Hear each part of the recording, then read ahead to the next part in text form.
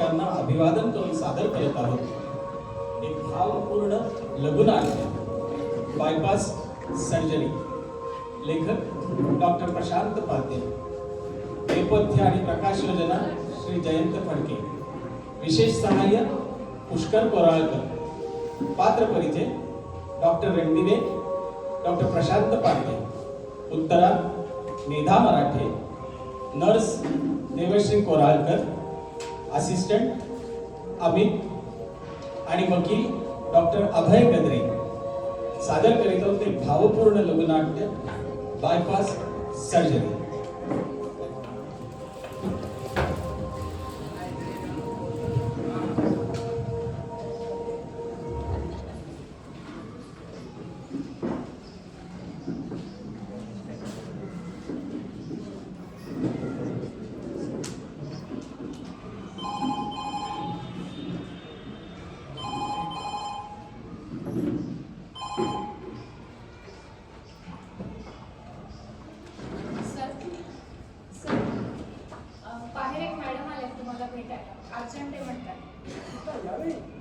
हो, ऍक्च्युली मी त्यांना सांगितलं की सर आता ऑपरेशनला जाणार आहे, भेटता येणार नाही, पण त्या काही ऐकायलाच तयार.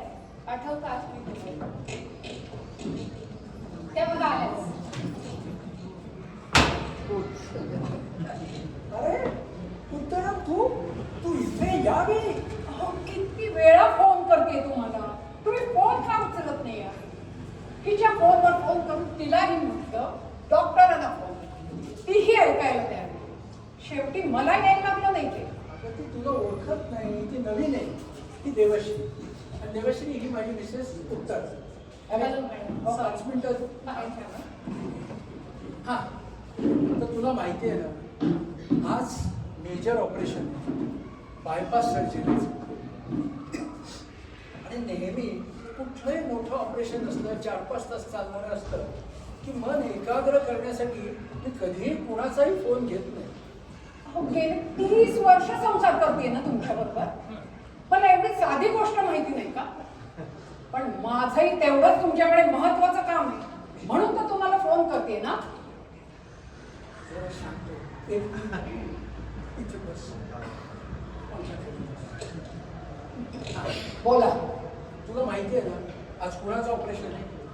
आपल्या व्याह्यांचं, शामरावांचं. आणि शामराव म्हणजे काय? आजाराचं माहेर. काय नाही आहे त्याला. कोरोनरी ब्लॉकेजेस आहे, डायबिटीस आहे, ब्लड प्रेशर आहे, एन्झायटी आहे, डिप्रेशन आहे. अरे एवढंच कशाला, गेल्या वर्षी या माणसाला कोविड पण होऊन गेला. आणि हा माणूस मला म्हणतोय तुम्हीच माझं ऑपरेशन करा. अरे घ्या ना दुसऱ्याकडून करून, माझ्या मागे कशाला? आता काय करायचं यांचं? अहो, या सगळ्या गोष्टी मला माहिती आहे. मला हेही माहिती आहे की आज तुमचं एक 500 ऑपरेशन.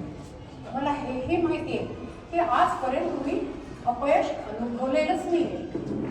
गेले 499 केसेस ज्या तुम्ही ऑपरेट केलेत ना, सर्वजण आपल्या आयुष्यात अगदी आनंदाने जगतात.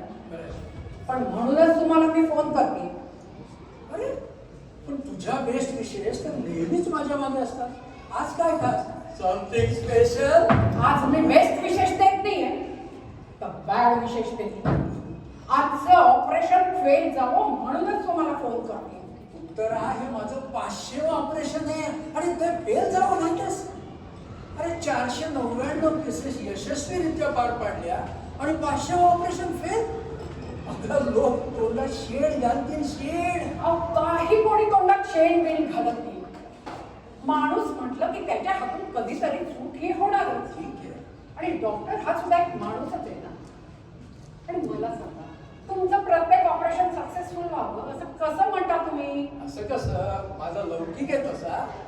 लौकिकच थोडा वेळ बाजूला ठेवा आणि मी काय सांगते ते ऐका. काय का? त्या शामरावांना मारून टाका. हो, तुम्हीच तर म्हणालात ना की त्यांना अनेक कॉम्प्लिकेशन्स आहेत, अनेक आजार आहेत. मग त्यातल्या कशाला तरी त्यांना मृत्यू येणं अगदी स्वाभाविक नाहीये का? आणि त्यांच्या मृत्यूने कोणाला काय प्रॉब्लेम येणार आहे? अरे पण त्यांना का मारायचं? कारण आपली मुलगी त्यांची सून आहे आणि आपला बदफलीत जावं तो तर जाऊन बसलाय नरकात. मग निदान त्याचं कॉम्पेन्सेशन म्हणून तरी तिला तुझ्या त्या सासऱ्यांची गणगणच्या संपत्ती मिळायला नका. हे बघ, जावई नालायक निघाला त्यात शामरावांचा काय दोष? अहो नाही कसं, तो त्यांचाच मुलगा आहे ना. त्याचे कान जर त्यांनी वेळीच टोचले असते ना तर आज आपल्या मुलीची ही अवस्था झाली नसती. प्रत्येक चुकीवर, अगदी प्रत्येक चुकीवर त्यांनी त्याच्या पांघरून घातलंय. तर झालं गेलं, गंगेला मिळालं, आता कोळसा उघडून काय फायदा? सगळं काळच होणार ना आणखी. अहो, काही काळ वेळ होत नाही. त्याची ती गडगंज संपत्तीच आपल्या मुलीचं आयुष्य चालू शकते. एकदा का तिच्याकडे भरपूर पैसे आले ना तिला दुसरा चांगला मुलगा नवरा म्हणून नक्की मिळेल. तर काय विचार करतेस? अरे भरपूर पैसा असला म्हणजे काय चांगला नवरा मिळतो? मग आपल्याकडे काय कमी? उत्तरा, आपली ही एकुलती एक मुलगी आहे आणि सगळं तिचंच आहे ना. नाही ना, तिला तिचं स्वतःच भरपूर आणि असं वेगळं मिळत असेल ना तर त्याच्या आड तुम्ही येऊ नका. श्यामराव ऑपरेशन थिएटरच्या बाहेर आज जिवंत येता कामा नये हे मी तुम्हाला पुन्हा पुन्हा बजावून सांगते. पण माझं रेप्युटेशनचं काय? रेप्युटेशन? कसलं रेप्युटेशन? 500 केसेस मध्ये एखादी केस फेल गेली तर दुनियेला काय फरक पडतोय? कोण डांगोरा पिटणार आहे तुमच्या नावाने? काही नाही. मी सांगते तसंच व्हायला पाहिजे. पुढच्या 5 तासात श्यामरावांची वाईट बातमीच यायला हवी. कळलं? निघते मी. थांब. उत्तर काय अपेक्षा धरतेस तू? एक विचार कर. शेवटी शामराव एक माणूस आहे आणि ते आपले व्याही आहे. हे कसं विसरतेस तू? मी विसरते? मी काहीही विसरत नाहीये. विसरताय तुम्ही. विसरताय आपल्या मुलीला झालेला मनस्ता. विसरताय तिच्या नवऱ्यानं तिचा केलेला छळ. आणि विसरताय ती श्यामरावांनी त्यांच्या मुलाच्या विक्षिप्त वागण्यावर घातलेलं पांघरून. अजून काय काय विसरायचंय? उत्तरा, म्हणून माणूस की विसरून चालेल का? एकानं गाय मारली म्हणून आपण वासरू मारायचं? अरे मग त्यांच्या हाताने आपल्यात फरक तो काय राहिला? अहो नाही फरक राहिला त्यांच्यात आणि आपल्यात. काय बिघडणार? आपण काय सद्गुणांचे पुतळे आहोत का? सगळ्या जगाशी चांगलं बोलायची फक्त जबाबदारी आपली आहे? असं नाही उत्तरा. हे बघ, समाजात डॉक्टरचं एक वेगळं स्थान असतं आणि त्याचा आपण नाही राखायचा तर कुणी राखायचा? अहो पण काय ठेका घेतलाय का हे समाज सुधारायचा? टिळक आणि आगरकरांसारखे आपण काही समाज सुधारक आहोत का? तुमच्या या असल्या वागण्याने तुम्हाला कोणी राष्ट्रपती पदक देणार नाही. तुमच्या मुलींचं जेव्हा छळ होत होता यापैकी कोणीतरी येऊन तुमच्या बाजूने उभं होतं? दिला होता कोणी तुम्हाला मदतीचा हात? अरे उत्तरा, तो आपला घरगुती मामला होता. त्यात लोक कशाला पडणार आहे?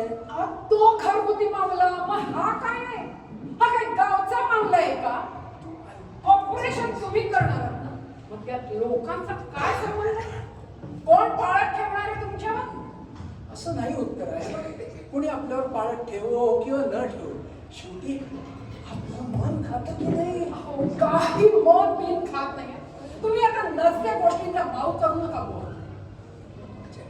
हे बघ उत्तरा, हे तू बोलतेस, पण तू जर माझ्या जागी असतीस ना तर असं बोलली नसतीस, कधीच बोलली नसतीस. मी आज कुठेही असते ना तरी हेच म्हटलं असतं. आज श्यामराव ऑपरेशन थिएटरच्या बाहेर जिवंत येता कामा नये. कळलं? तर तू काय बोलतेस? मला कारण नकोय. मी तुम्हाला आता हे शेवटचं निक्षून सांगते. एक तर श्यामराव तरी जिवंत राहतील नाही तर मी तरी घरात असेल. पुढच्या 5 तासात जर श्यामरावांची वाईट बातमी आली नाही ना मी घर चढलेलं असेल एवढं नक्की. जरा शांत. मला कारण नकोय. मला कुठलंही स्पष्टीकरण नको. मी सांगते तेवढंच करा. निघते मी आता. उत्तर एक मिनिट जरा शांत डोक्यात.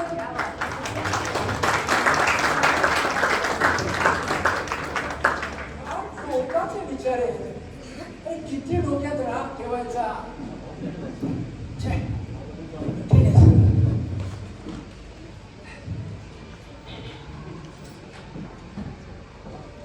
सर हा. बाहेर एक जण आले, त्यांना तुमच्याशी बोलायचं आहे. अच्छा. हो. मी फक्त फोन कनेक्ट करून देते, फोनवर बोलता. हा, फोनवरच. ठीक आहे.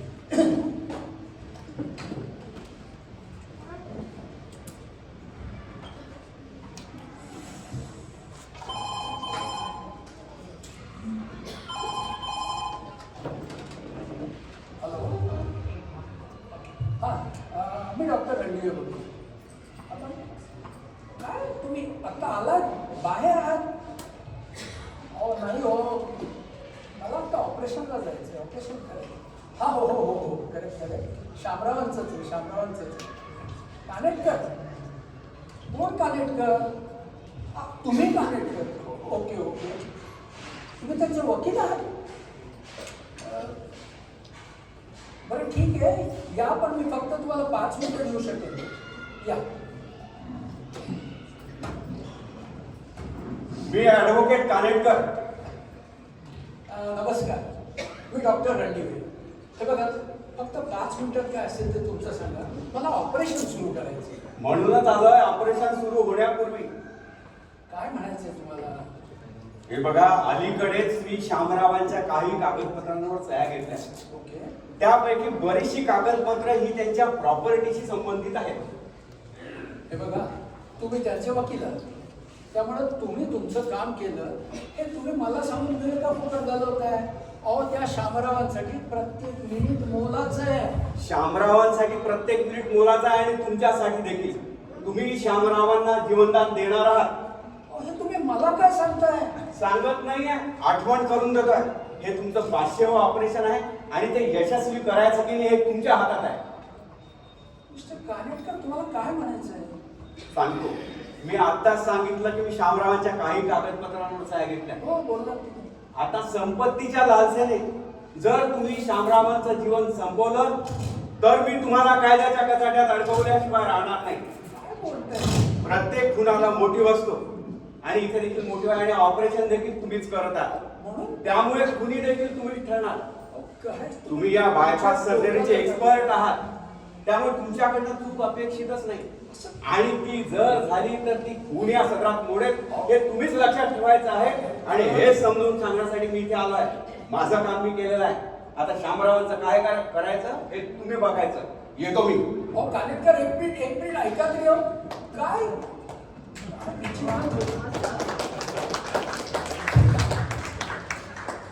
काय करायचं तेच कळत नाही. कसंही केलं तरी दोन्ही बाजूनी मरण माझंच. शामराव वाचले तर उत्तर सोडून जाणार. शामराव वाचले नाही तर हा माणूस मला संपवल्याशिवाय सोडणार. कसंही केलं तरी माझंच मरण. इकडे आड तिकडे अरे परमेश्वरा, कशाला रे मला डॉक्टर केलंस? म्हणतात ना, अवघड जागी दुखणं आणि जावई हा इथे थोडासा फरक. जावई नाही, व्याही सर्जन. असं आता काय इलाजच नाहीये. होईल त्याला तोंड द्यायचं. ठीक आहे, निघूया.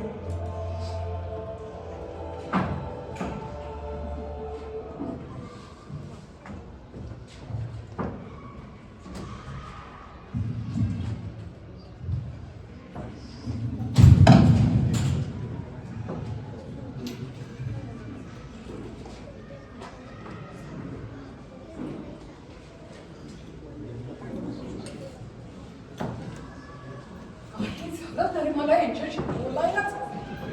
डॉक्टर कुठे गेले? मॅडम, मला केव्हापासून सांगतेय, ऑपरेशन ऑलरेडी सुरू झालंय. असं मध्येच थांबवता येत नाही. आणि हे तुम्हालाही चांगलंच माहिती. मग का परत रिक्वेस्ट करताय?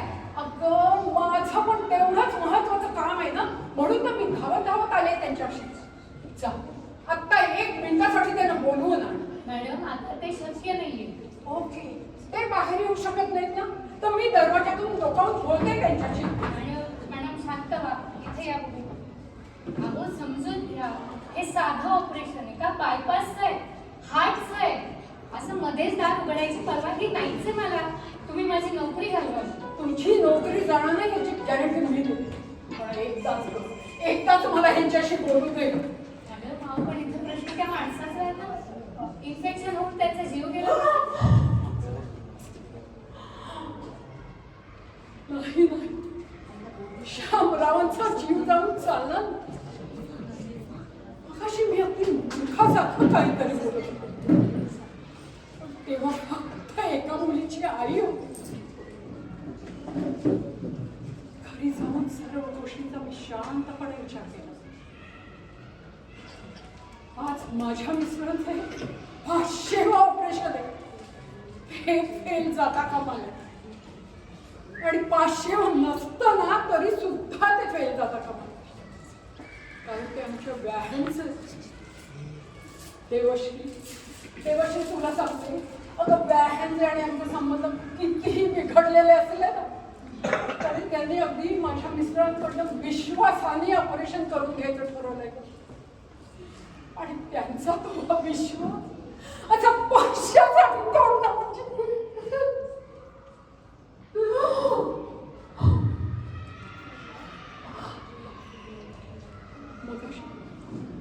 मगाशी मुलीच्या प्रेमात माझी बुद्धीच गहाण टाकली. माझा सारासार विचारशक्तीच कुंठित झाली होती.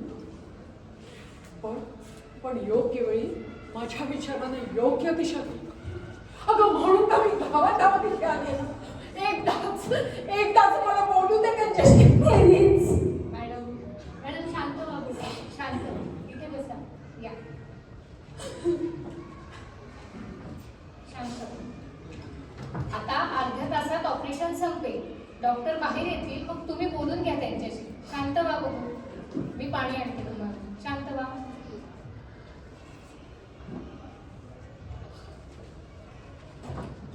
अर्ध्या तासात ऑपरेशन संपेल. पण तोपर्यंत श्यामरावांनी ह्या जगाचा निरोप घेतलेला असेल. आणि तोही केवळ माझ्यामुळे. नाही, श्यामरावांचं आयुष्य जगण्याचा मला कोणताही अधिकार नाहीये. पण खूप उशीर झाला. खूप उशीर झाला. शांत. पाणी घ्या बघू. शांत व्हा. पाणी घ्या. बरं वाटतं आता?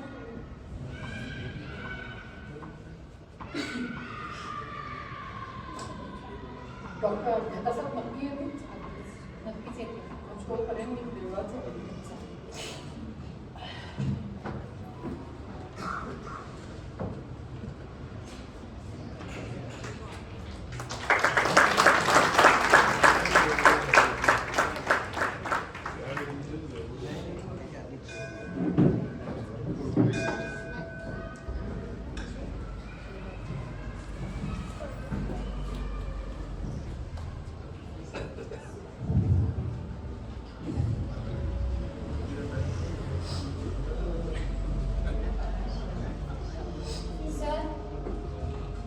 कसली एवढी काळजी करताय?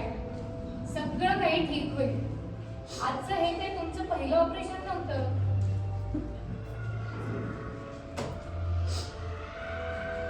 पहिलं ऑपरेशन तेव्हा मला बिलकुल टेन्शन नव्हतं. मला माहित होतं मला त्या माणसाला वाचवायचं. पण आज परिस्थिती वेगळी होती. सर काही वेगळं नव्हतं. नेहमीसारखंच तर होतं सगळं. तसंच ऑपरेशन, तेच ब्लॉकेजेस, तेच कॉम्प्लिकेशन. उलट या वेळेला तुमचा एवढ्या वर्षांचा अनुभव सोबत होता. एवढी अनुभवी टीम होती सोबत. देवश्री तू म्हणतेस ते अर्थ सत्य आहे. यावेळी परिस्थिती वेगळी होती. यावेळी मला त्या माणसाला संपवायचं होतं आणि तुम्ही त्याचा पुरेपूर बंदोबस्त केलाय. मी शामरावांना संपवलंय. शामरावांना संपवलं. अहो काय होतंय तुम्हाला? असं काय झालं? देवश्री काय झालं डॉक्टरांना? आजचं ऑपरेशन फेल गेलं म्हणतायत सर. नाही, ते शक्य नाही. तुमचं कधीच कुठलंच ऑपरेशन फेल जाणार नाही. केलंय आजचं ऑपरेशन फेल केलंय. हा डॉक्टरांनी फेल केलाय. त्याचं सगळं कसं माती मोल झालंय. मला खात्री आहे तुम्ही कधीच हारणार नाही, कधीच हारणार नाही. नाही उत्तरा, त्यावेळी परिस्थिती सगळी वेगळी होती. मी या हाताने त्या शामरावाला यमसदनाला पाठवलंय. यमसदनाला पाठवलंय.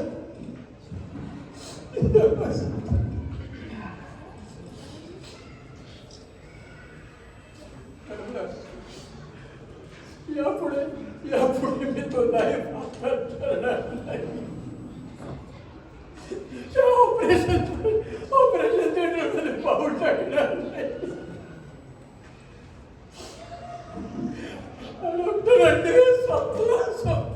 संपला. Congratulation sir. Sir congratulation. अरे अशा गोष्टीचं कौतुक करता येतं तुला. हो सर, हो सर. खरं तर माझ्याकडे आता शब्दच अपुरे आहेत सर, म्हणून फक्त कॉंग्रॅच्युलेशन म्हटलं सर. कॉंग्रॅच्युलेशन. अरे वेळ लागलाय काय रे तुला? काय बरळतोयस वेळासारखं? हो सर, खरंच वेळ लागलाय मला. इतकी वर्ष मी आपला असिस्टंट म्हणून काम करतोय, पण आजच्यासारखं काम तुमच्या हातून कधीच घडलंच नाही. मी छाती ठोकपणे सांगू शकतो सर. काय झपाटल्यासारखं तुमचा हात चालत होता. तू कशाला सांगायला हवं? मला माहिती आहे ना, माझ्या पुढे एकच ध्येय होतं, त्या शामरावांना. बरोबर सर. यातून शामरावांना सही सलामत बाहेर काढायचं. आणि तुम्ही जिंकलात सर, तुम्ही जिंकलात. काय? शामराव? हो, शामरावांनी आत्ताच डोळे उघडले. आणि माहिती आहे का, ते डोळे कोणाला शोधत होते सर? ते फक्त तुम्हाला शोधत होते सर, फक्त तुम्हाला. शामराव जिवंत आहेत. शामराव. हो सर, आज तर तुम्ही अगदी भारावल्यासारखं काम करत होता. एका क्षणाची देखील उसंत घेतलेली नाही. एरवी 4-4.5 तास तरी ह्या ऑपरेशनला लागतात, पण ते तुम्ही 3 तासात संपून हातातले ग्लोव्स काढून टाकलेत. कमाल आहे सर, कमाल आहे. काय एक ब्लड वेसल्स तुम्ही नाजूकपणे जोडत होतात. जरा सुद्धा ब्लड लॉस झालेला नाहीये. Great sir, great. एखाद्या कशिदाकारालाही लाजवेत असे तुमचे हात चालवले होते सर. अमेझिंग. उत्तरा शामराव जिवंत आहे. तुझ्या म्हणण्याप्रमाणे मगाशी मी आले होते परत तुम्हाला भेटायला, पण तोपर्यंत तुम्ही ऑपरेशन करायला निघून गेला. मगाशी मी अगदी मूर्खासारखं काहीतरी बोलून गेलो, पण तसं करू नका हेच सांगायला मी आले. शेवटी माझा निरोप तुम्हाला देवानेच तुमच्यापर्यंत पोहोचवला. थँक्यू देवा, थँक्यू. तुझा निरोप देवानच माझ्या. थँक्यू देवा,